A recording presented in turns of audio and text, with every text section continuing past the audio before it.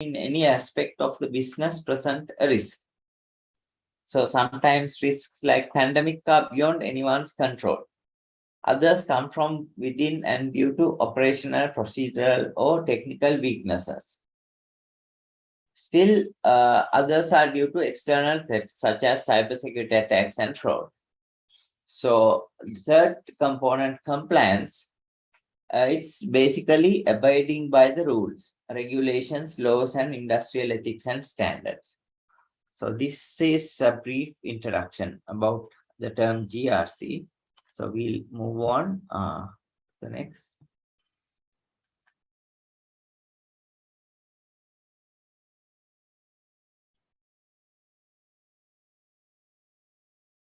So organizations face a wide variety of cybersecurity risks. So examples for these include hackers, malware, missing security patches. So addressing these risks take both time and money. Cybersecurity professionals need to prioritize on how to address these risks. These result in spending the limited resources to have the best effect on organization. This is where risk assessments come into picture.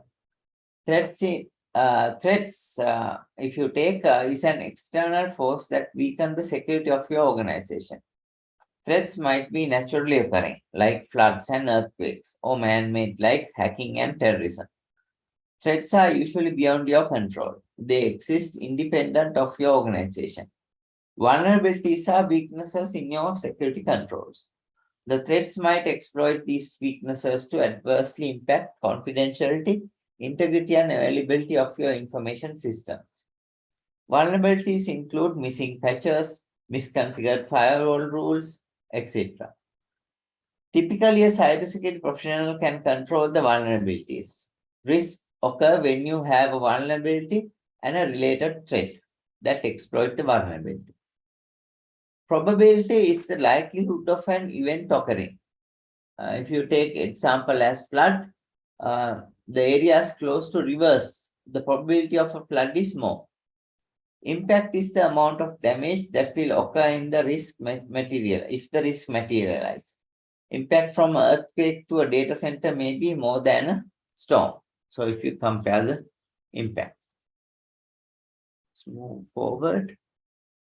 So a little bit about quantitative and qualitative risk assessments.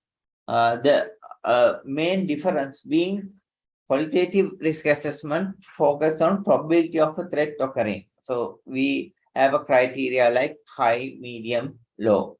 We can use these terms. But in terms of quantitative risk assessment, there's some sort of a dollar value, a measurable outcome is there. So it actually gives a more insight into the risk management process.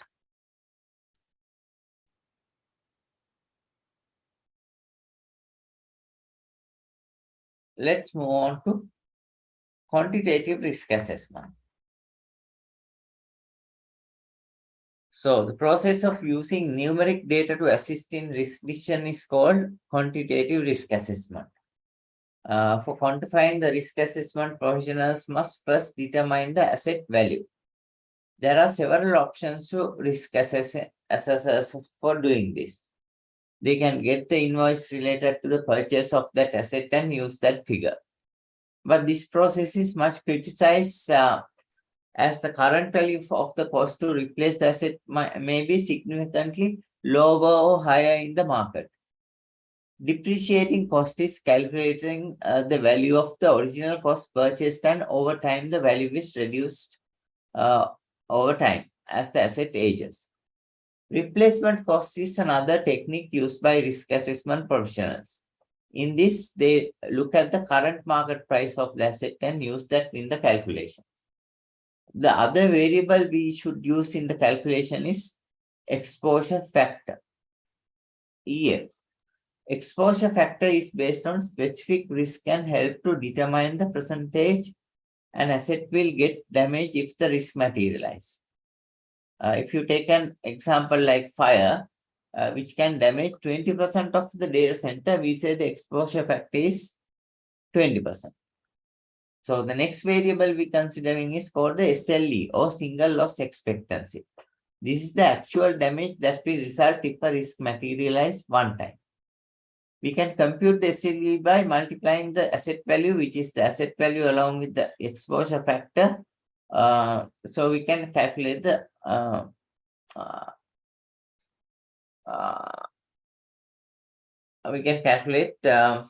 the SLE.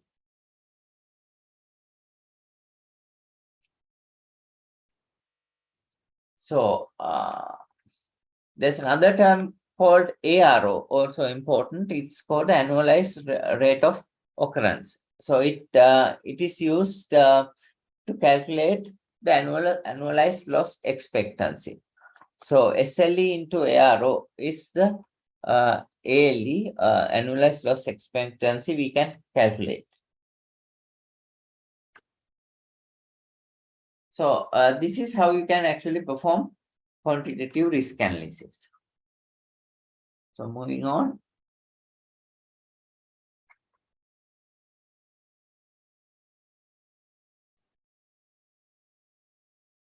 There are two types of risks, internal risks and external risks.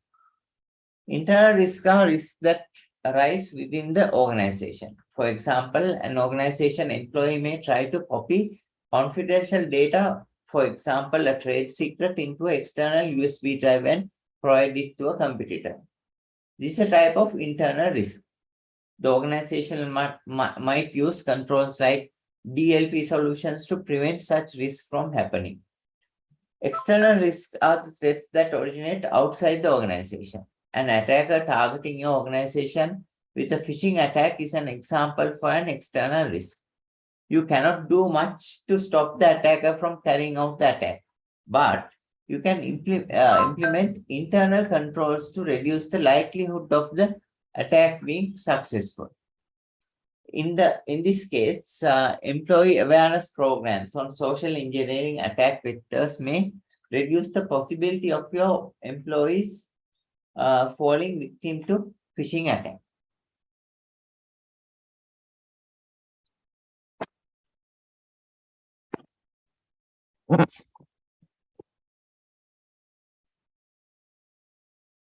So a little bit about information classification.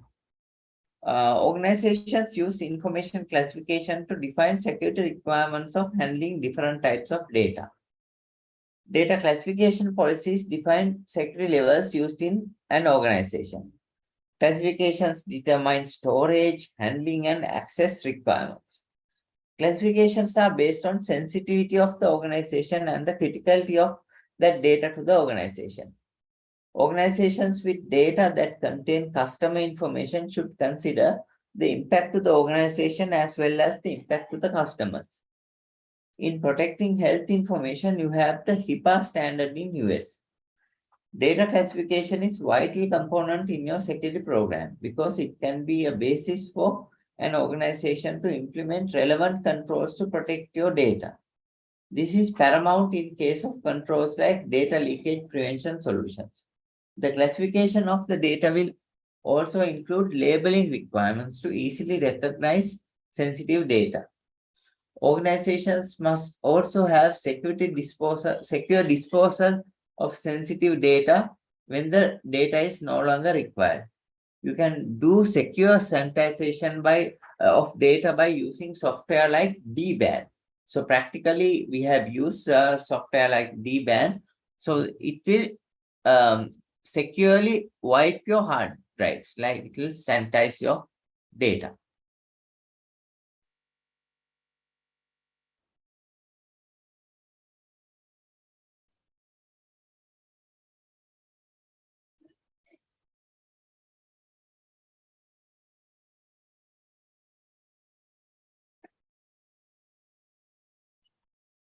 Then a little bit about risk management. Risk management or risk response is the process of methodically analyzing the potential response to each risk and to take measures to control these risks.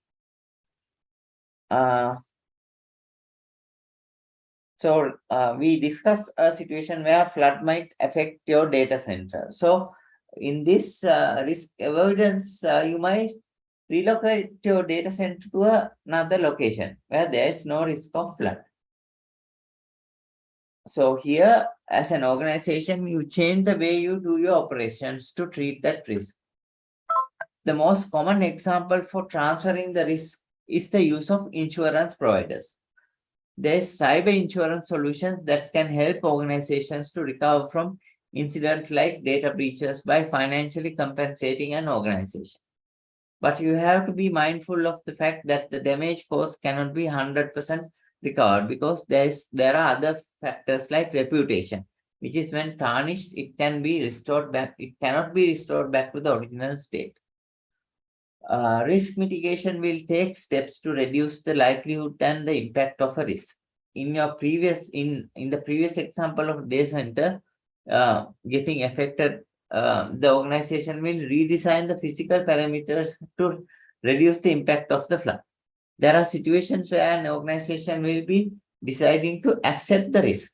In cases like that, if all other risk management options are too costly, the organization might take a decision to continue operations of the data center at the same location, right? Risks that exist before the controls are applied to an organization is called inherent risk. Even the controls applied to risk may not be completely eliminated. The remaining risk is called the residual risk. The business leaders must determine the amount of risk they are going to accept in continuing the organization operations. This is called the risk appetite.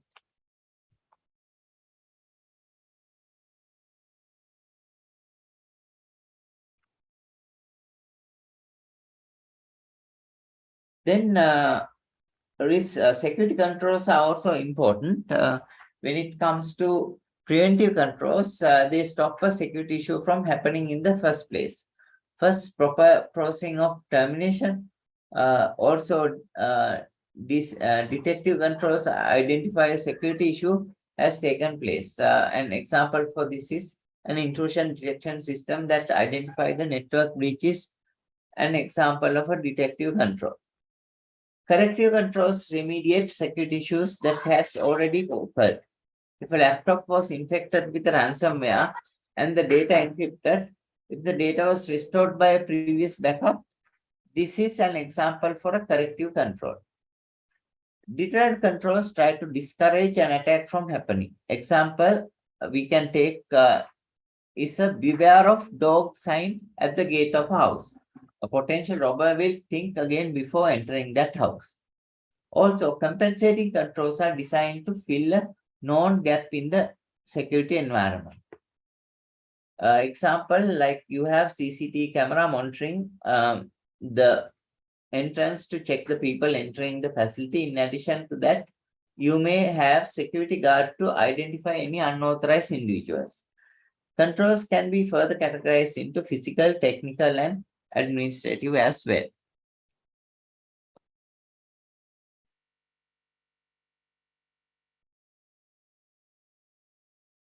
Then a little bit about risk management frameworks. Here we mainly discuss about the NIST Special Publication 800-37. So risk management frameworks are approaches that organizations can take to identify and minimize risk. These are proven and time-tested methods to address risk in organization. National Institute of Standard and Technology introduced the risk management framework in 2010. The current revision was done in 2019.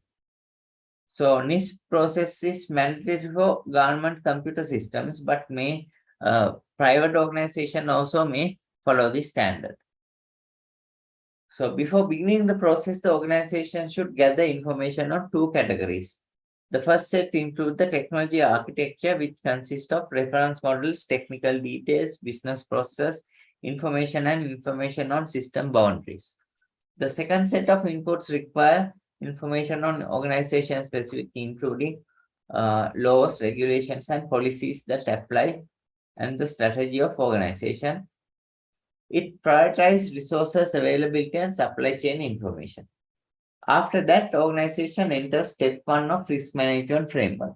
In this, the organization categorizes the information system being assessed and information stored, analyzed, and transmitted by the system.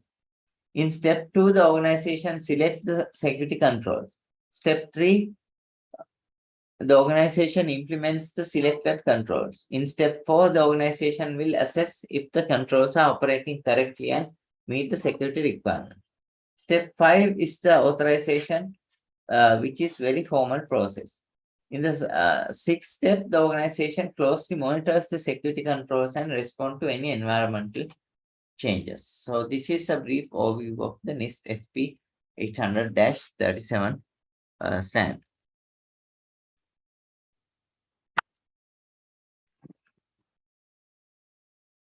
So when it comes to risk reporting, it's also an important aspect in risk management. Risk reporting ensures the organization risks are clearly documented and tracked as we move on. The risk register is very important document that is used to maintain the status of each risk facing the organization. Risk register typically contains the following areas of information that contains description, category of the risk, probability and impact of the risk rating obtained by multiplying probability and impact score. It will also consist of action taken by management to manage the risk like mitigation measures. Risk register can be developed using input from former risk assessment results, input from various departments of the organization, and threat intelligence. So nowadays, organizations rely heavily on threat intelligence to understand the risks they are facing. So threat intelligence will help organizations which are operating on the same industry vertical to better prepare for risk. Then we'll move on to audits and assessments. So the key difference between assessment and audit is that assessments are requested to be done internally and audits are requested by external requirements. The use of cloud providers expand the scope of the audit. Cloud service providers conduct their own audit and provide the results to the customers. These reports are called Service Organization Control Reports or SOC reports. There are 3 types of SOC reports. They are SOC 1, SOC 2, and SOC 3. SOC 1 provides assurance required for customer financial audits. SOC 2 provides assurance to customer about confidentiality, availability, and integrity of controls. This type of report contains sensitive information, so they are not readily shared as SOC 1 reports. SOC 3 reports also contain information on confidentiality, integrity, and availability of controls, but the information covers is at a high level. So SOC 3 reports can be shared with the public.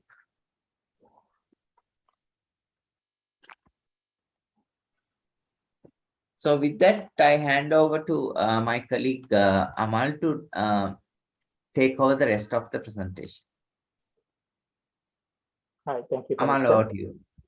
Thank you.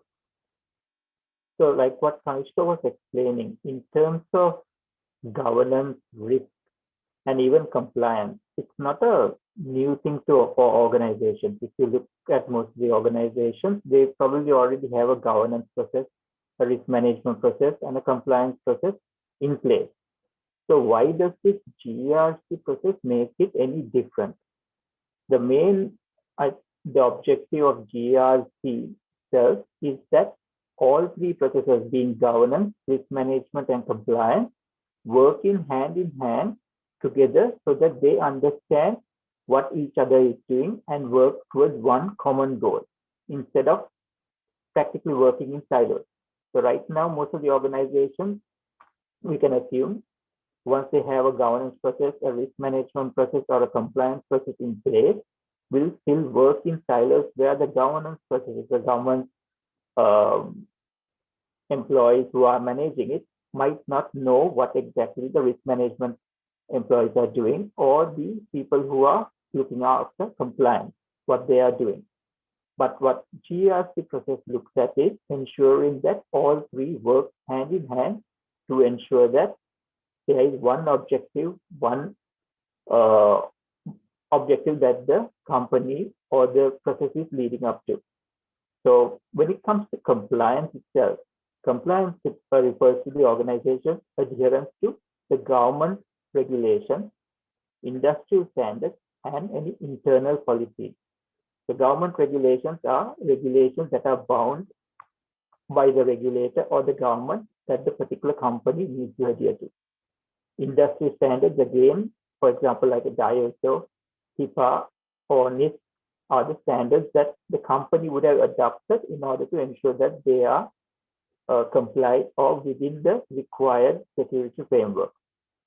And internal policies are the policies that the company itself would develop for them to adhere to. So failure to comply with any of these obligations or objectives would have a business impact and would result in legal or even financial penalties.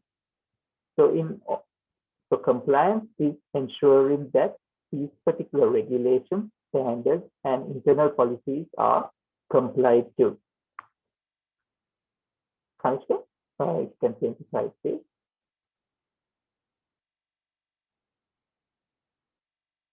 So in order for you to have a proper compliance management process in place, you need to have a policy.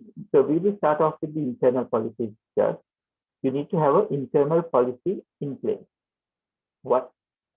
In order to have a proper internal policy in place, ideally, you need to have a comprehensive approach, which means that you need to be able to discuss and proactively work with other divisions, other departments, while allowing some level of autonomy and have a policy in place that everyone is aware of, and it's inclusive of all business functions and departments.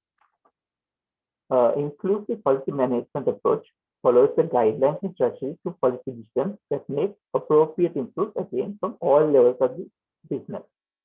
So once we have this particular policy in place, it gives the GRC program a much more credibility because it is also forward-thinking, integrated, and the policy management approach improves governance, reduces risk, and robust compliance. Having a comprehensive policy is an asset to the organization when you implement such a policy going forward. So once you have your policies in place, we will talk about what type of policies we need to have in place. You also need and ensure that you have your management support. Having a policy in place in an organization does not have any effect if the management does not support it. So it is vital for any policy, any standards that you are implementing, you need to have your management full cooperation and support in order to make it successful. Kanishka, please stand.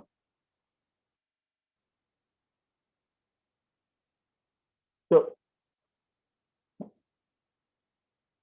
go back, Kanishka, one back. Thank you. So in order to have your policies and procedures in place, one of the main policies that you need to have in place is your code of conduct. Your code of conduct is what defines how the employee should act within the organization and achieve the organization's mission, vision, and its values. To ensure that the code of conduct is available, it has to be developed with all stakeholders in mind and also meet the organization's key mission and its values. So when you also go into the policy structure, you need to ensure that you establish an organized structure to identify, create, approve, and enforce of that particular policies along with updating. Having different structures does not ensure that you have a proper flow of the policy. Assuming policy has different structures, it would create certain difficulties once you come to understand that particular policy. So when you are looking at having a policy structure in place, you need to develop a list of policies that are required by those applicable mandates, regulatory mandates also, and the standards that you have also implemented. You need to have the list of policies based on internal decisions that have been taken, as well as any existing policies that are already currently in place. Once you also need to ensure that any redundancies and overlaps in the existing policies are identified and those are eradicated. Again, one of the parts of the policy structure is to ensure that a gap analysis is conducted on the existing policies. And you need to also establish methodology, create, modify, and approve those policies when it's required. Identify and develop policies. That item is in terms of use a mix of preventive and directive policies to address opportunities, threats, and requirements. In order for you to identify and develop policies, you need to ensure that only individuals with appropriate authority can issue and modify any particular policy. They are the ones who can define the policy objective. Each policy should have its own objective clearly marked. You need to also define the target audience that the particular policy will address to or is targeted at. You need to also have appropriate experts that would review the particular policy and approve it. Defining when to review a particular policy, when to revisit it, when to modify the policy, and if there is a requirement, when to expire that policy is also important. Once the policy is developed, you need to ensure that you have the proper resources in place for its rollout, implementation, and also enforcement of the particular policy. Where possible, identify interrelated dependencies of the policy and understand how that particular policy, any change to it, any update to it, would affect the other particular policy. Concept. Next slide, please. Implement and manage policies. So for you to be able to implement and manage policies, you need to determine whether training or testing of the target audience is required for individual policies. Once a policy is delivered, you need to define awareness, define education, and support practices for each particular policy for that particular target audience. Once the policy is implemented, you need to also define a method of assessing the knowledge. Whether the particular target audience of the policy is designed to, whether they are able to understand and what is their knowledge in terms of the particular policy. Establish a method to assess periodic effectiveness of that policy is also important. Champion policies. So champion policy demonstrates genuine support of the policy standards to ensure the stakeholders understand leadership commitment to the particular policy. This is achieved by obtaining support and commitment from the management for those particular policies. You also have to have management show the particular support, both in words and in action, to ensure that these particular policies are followed by all within the organization. Develop and implement ethical decision-making guidelines. In order to do that, for you to have a create and champion decision-making guidelines on how to choose a course of action when circumstances are not explicitly covered by the code of conduct or the policies of procedures.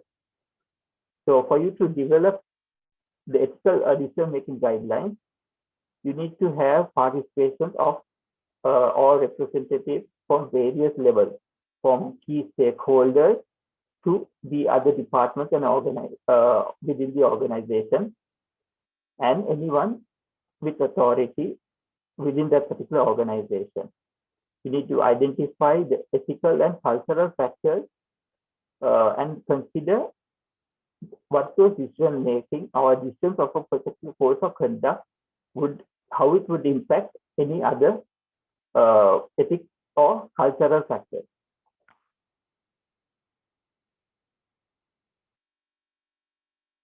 Next slide, please, Sanjay. So what does compliance aim to achieve? Successful compliance strategy integrates external and internal compliance requirements. By that, it would improve decision making, optimize IT investment, eliminate silos, and reduce fragmentation among divisions and departments. So reduce again fragmentation among divisions and departments would also mean that when your governance process, when your risk management process and your compliance process all work hand in hand, that particular any differences, any issues within individual processes would be also understood by each other, and you'll be able to come to one common solution. Again, improving decision making, eliminating silos, again because of working together, and optimizing IT investment would mean also one process of where any policies, any standards that are there which are duplicates would also be eliminated. Consider next one. So once you have your internal policies in place, the next step compliance would look at is any particular standards that you would adopt. So in order to have standards would be external standards that you would adopt for your organization. So the governance, management, and assurance of performance, risk, and compliance required of common capabilities and methods. Common capabilities and methods would mean that the standards are the same for any other organization once they implement it. So by using standards, you'll be confident that your organization and your programs are sound and reliable. You meet regulatory requirements at a lower cost, reduce costs across all aspects of your organization, and achieve principal performance. So what do you mean by principal performance? So the principal performance is the approach to business that helps organizations reliably achieve objectives and address uncertainty and act with integrity. Basically, when once governance, risk management, and compliance all work hand in hand, you would also achieve principal performance. Consider the last slide. So some of the standards that can be implemented within the organization are the PCI DSS, NIST, HIPAA, ISO standards, GDPR, CIS, and so onwards. These are again not extensive. You can go ahead and look at what the regulatory is requiring, what the government organizations do require in terms of the standards, or what particular company in order to see which particular standards that you would want to implement. So in order to achieve compliance, what compliance would look at is ensuring that your government regulations, internal policies, along with standards that have been implemented are complied to or are adhered to. Any diversion from that would mean that you are no longer compliant and might face any regulatory fine or financial impact. That is actually all on our presentation for GRC. If there are any questions, maybe Kanishka and I would be able to take it from you now.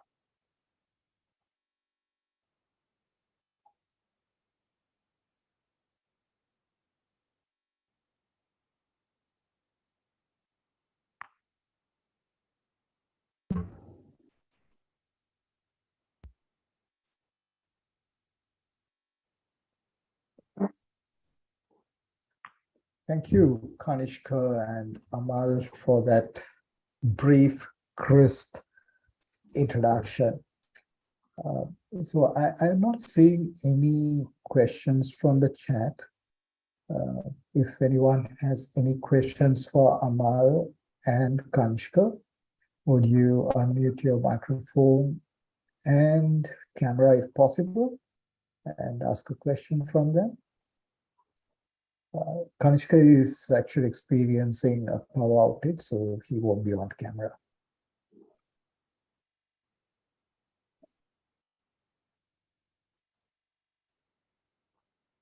So I'm in the absence of others asking a question, I will ask a few questions. Maybe you all can respond to it. Right? Now, today we talk about compliance, and you did very well explain. But for a person or for an organization which is getting started or probably reviewing their current posture, where should they start? Should they start with a risk assessment, or should they take an approach, a checklist-based approach to address compliance? Any one of you can answer.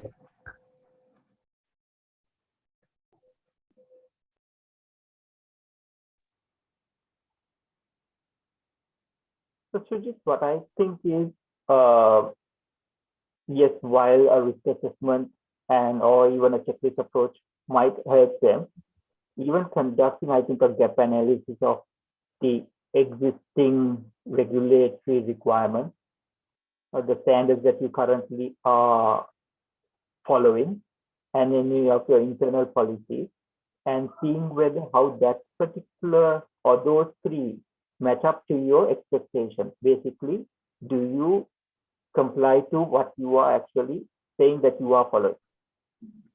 So doing a gap analysis actually might help assess where you are in terms of compliance for your organization.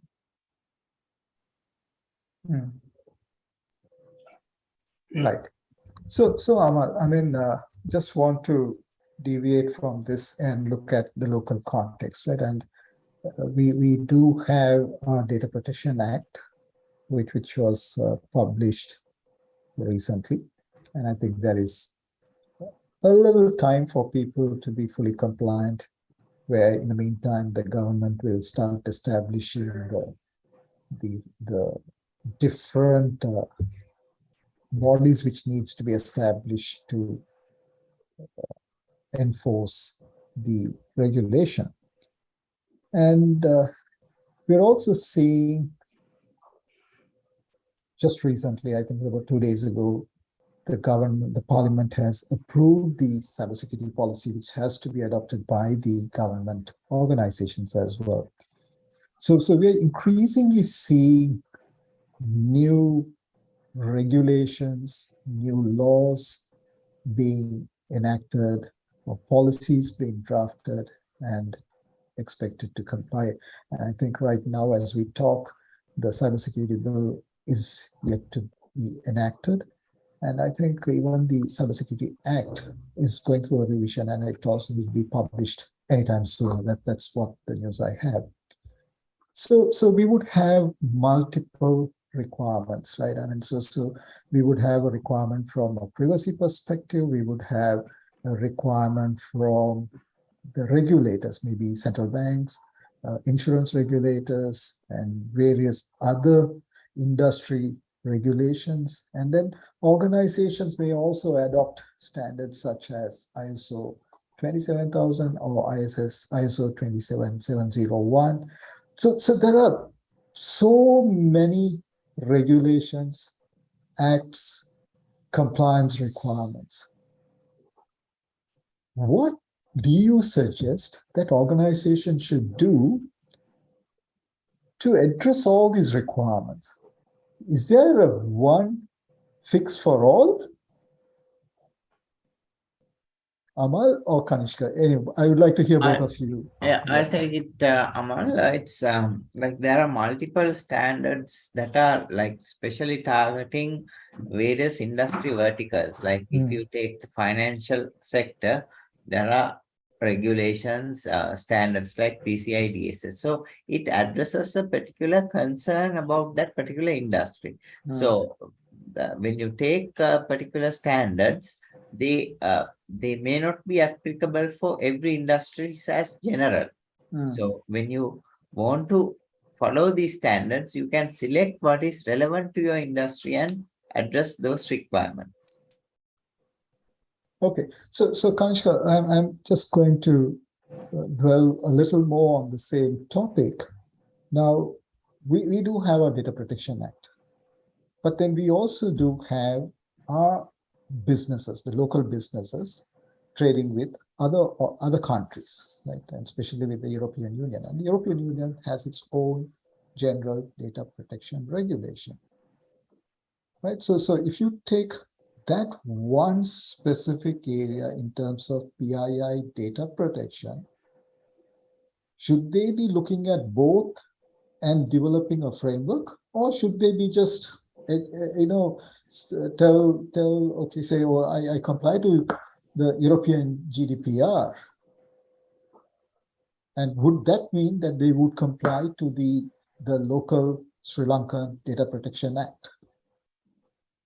I think overall, if you take the two acts, the two standards, if you take, they address a specific requirements. Like, for example, the GDPR addresses the privacy of EU citizens, right? So our local Data Protection Act also aligns with that standard and addresses the local requirements as well. So when it comes to these two standards, if you specifically look at those if it's applicable to any particular organization, they should consider following. Okay, so Kanishka, just taking one step from there. So just to provide clarity for those people who are on the call on this session, or people who will be listening to this recording at a later point in time, would this act or the GDPR, okay, I understand GDPR would be more focused to the residents of the European Union. So if we are transacting with them, that the GDPR would be relevant to those people. But when you take a Data Protection Act of Sri Lanka, would that apply to all organizations and business, or only to select few organizations? So how should people read about this?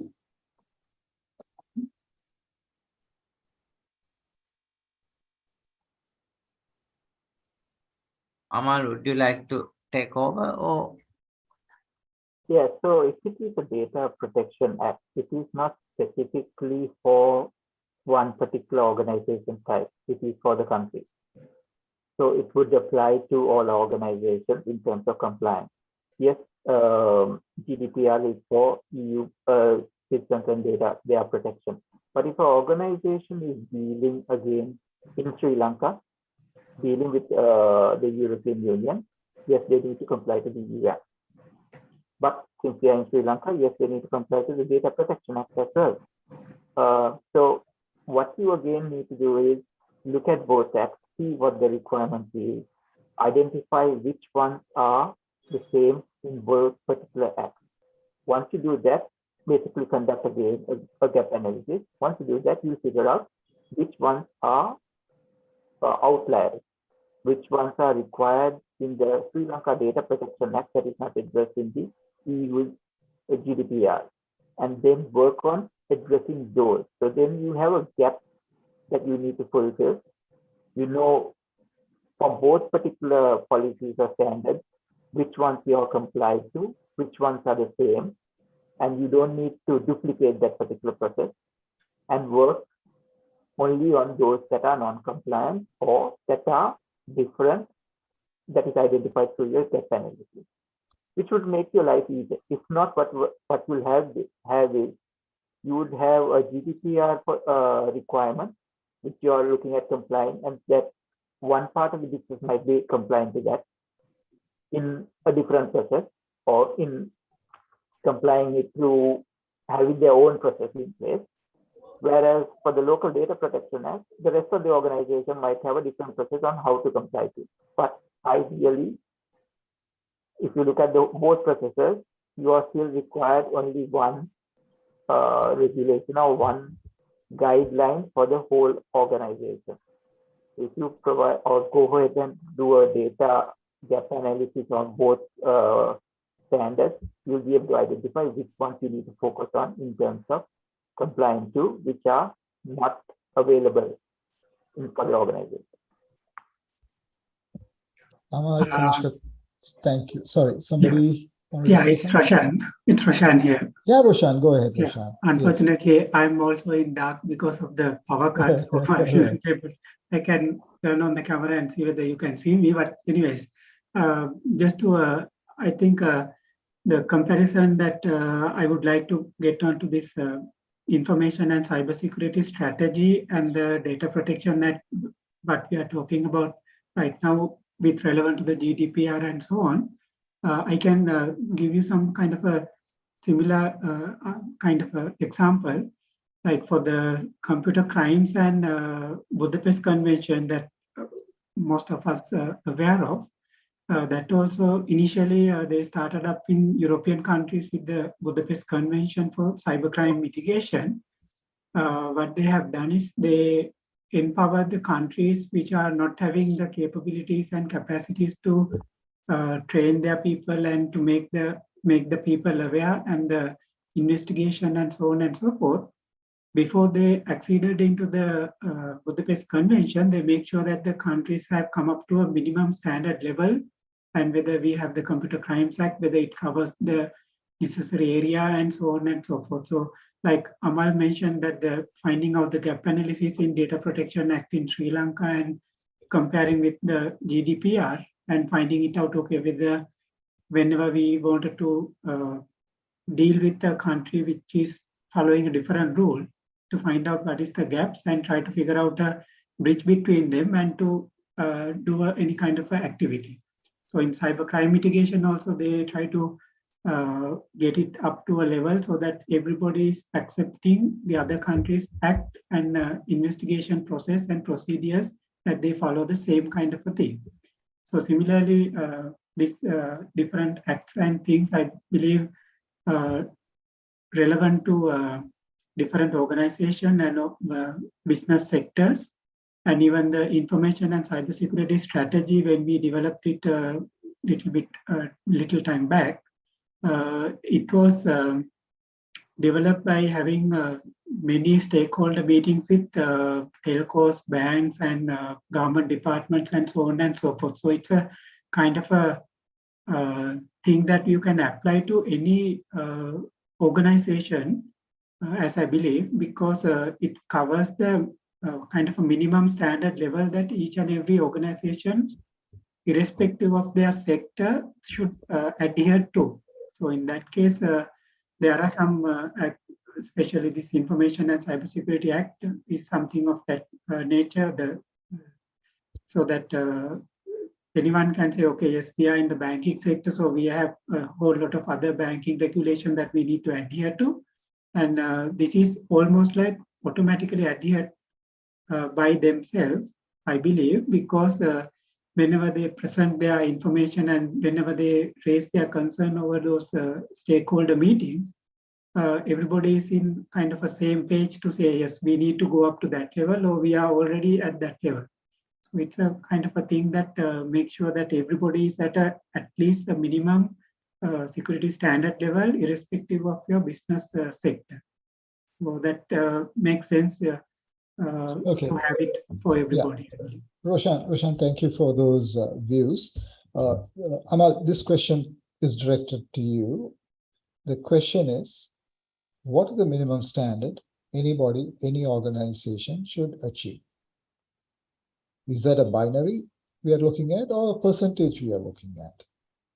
Is that an approach organization can take to comply to regulatory requirements? So when the regulator comes, you can say, hey, I'm 10% compliant. I'm compliant, 10%. I'm not zero. Is that Um, something the organization don't can think say and get away? No, I don't think you can, especially from a regulator, because if the regulator would come expecting you to be compliant, any non-compliance would be met with either a warning from the regulator or actually a financial repercussions even. So what the regulator's expectation is, once a particular policy or a standard has been released by them, they do give you certain number of maybe 1.5 years or depending on a particular time period for you to comply with. Any issues that you have, either you need to have an exception or you need to comply with. You can't say I'm 10%, I'm 90%. Even at 90%, you're still not compliant to the standards. That's where it would be. So 10% you're non-compliant, 90% you're non-compliant, 99% you're still non-compliant. So with that note, I just would like to say that we are completely out of time. I want to thank both Amal and Kanishka for taking your valuable time to share your experience, your knowledge, and your views on GRC. And I think this is a topic which requires a lot of deliberation, and I personally feel it is worthy to have another session, right? So before we conclude, I have a few announcements to make. We are having a cybersecurity keynote, Challenges and Opportunities of the Modern CISO, tomorrow, Sri Lanka time, 1:30 p.m. And the speaker will be Abbas Kudrati. He is the Chief Security Advisor, Microsoft, APAC and Australia region. So if you all can make time, please do register and join, and it will be, I'm sure it is going to be a very meaningful, insightful session. And then we also have another cybersecurity keynote, which is coming up next week on 31st August, Sri Lanka time, 10:30 a.m. And this time we would have why usable security engineering is so hard. So that's the topic. And we're going to have an expert, Dr. Nalin A.J. Arachilige, based out of New Zealand, and he works with the Auckland University. He's going to share his views, experience on software engineering. So don't miss those two events. So those are two events which we have lined up for the month of August. And September, we are in the process of planning our events, so we will make those announcements in due course. Right? So we are on YouTube, we are on LinkedIn, we are on Facebook, we are on Instagram.